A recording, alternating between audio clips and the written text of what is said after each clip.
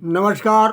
आज हमारे 108 YouTube channel के माध्यम से मैं अपने परम प्रिय विद्यार्थी मित्र छोटू प्रिंस मनीष उमेश एवं अन्य समस्त प्रिय विद्यार्थी मित्रों की ओर से विद्यार्थी कीर्तन मंडल सुनाता झिंझक कानपुर देहात में आप सभी का हार्दिक स्वागत अभिनंदन वंदन करता हुआ मैं कवि विद्यार्थी अमर आजाद।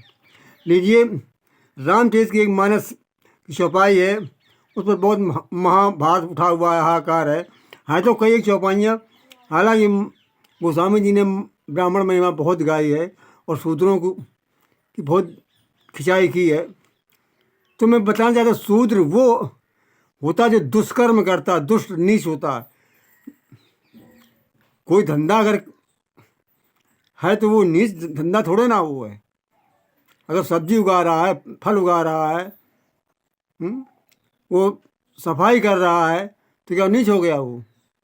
शुद्ध। इसीलिए ये ब्राह्मण क्षत्रिय वैश्य वर्ण के अनुसार सबसे आखिरी है शूद्र, तो नीचे शूद्र है तो उसको नीच कह दिया, और शीर्ष ब्राह्मण ऊपर है तो उसको ऊंचा कह दिया। लेकिन ऐसा नहीं है।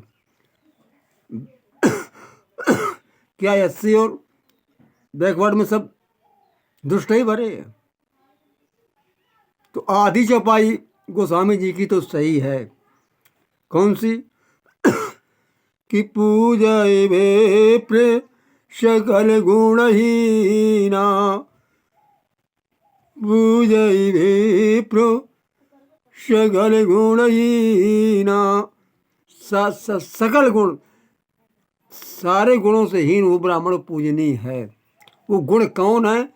गुण तीन ही होते हैं, सतोगुण, रजोगुण, तमोगुण। इन गुणों को जो पार कर जाए, इनके आगे बढ़ जाए, वो पूजनीय होता है। भगवान कृष्ण ने भी गीता में लिखा है, भगवान बुद्ध भी यही कहते हैं, कबीर भी यही कहते, सब यही कहते हैं। तो भगवान कृष्ण ने अध्याय 7 में 14वें श्लोक में लिखा है, आप पढ़ लेना, कि देवी ही ऐसा गुणमयी माम मम माया दुरत्तया अमामेवे प्रबधन्ते मायामेताम तरन्ति ते। ये गुणमयी माया त्रिगुण, ये दुरत्या माने बहुत कठिन है, इसको पार करना बहुत कठिन है। तो इससे अलौकिक अर्थात प्रबंधते माने भजते हैं, और जो इस माया के मायाम एताम तरंत थी, इस माया से पार हो जाते हैं तीनों गुणों से। गुणों का मतलब होता है सतोगुण, रजोगुण, तमोगुण। सतोगुण अच्छा गुण होता है, वो भलाई कार्य कर रहा, सेवा कर रहा है, दान दे रहा, बांट रहा, गरीबों को रक्षा कर रहा, लेकिन वो उसके अंदर घमंड है कि मैं बांट रहा हूँ। ये भी एक पाप हो गया। किसको? मैं हो गया राजसी, ये रजोगुण हो गया। और तमोगुण क्रोध होता है, तो पाप तो है ही तमोगुण में, तामसी व्यक्ति। और सतोगुण में चाहता कि वो बाबा अच्छी महात्मा है, वो दुआ दे देते हैं, वो अच्छी दवा बिरवा जानते, तो ये भी। तो भगवान कृष्ण ने गीता में जो ये कहा दुआ श्लोक, इसी को मैंने लिखा था आगे। गीता नाम की पुस्तक जो लिखी है 5 से 2 हूँ मैं, कि तेरे गुण गीत गिड़म्बुरी यही कराती पापो, तेरे गुण से ऊपर उठो फंसो नहीं इसमें आप, तेरे गुण गीत गिड़म यही कंचन कीरति, कंचन कामिनी कीर्त। एक कंचन में सोना धन दौलत, एक कामिनी स्त्री और कीर्त प्रशंसा सुनना कि लोग मेरी बड़ाई करें। इन तीनों से पार इन तीनों से पार हो जाओ। इन्हीं को जो त्याग देता है, छोड़ देता है, इन तीनों गुणों को पार करने वाला विप्र पूजनीय है।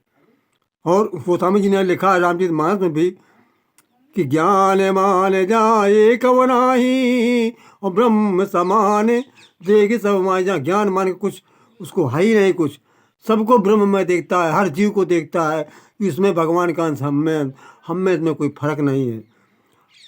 और कहाँ ताते सोई परम विरागी, उतरने समय से दे तीन गुण त्यागी।